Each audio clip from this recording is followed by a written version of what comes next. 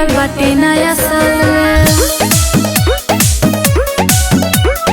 ओहे मजा मिले जवन चाही फिलहाल में। नया नया माल मिलल बाटे नया साल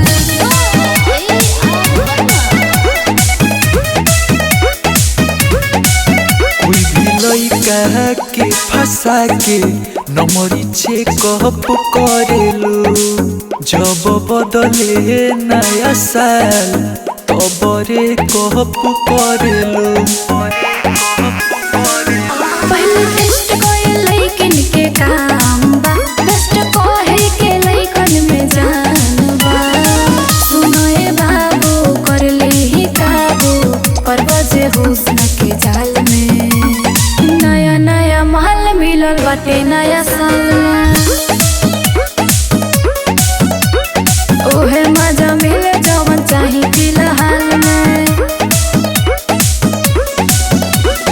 नया नया माल मिलल बाटे नया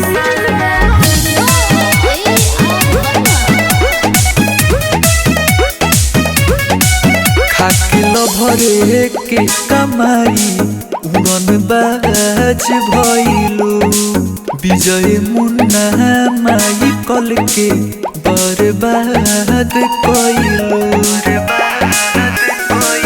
ए जानो सुख शुभ बोलो ना बात हो ना तो होए माहौल खराब हो।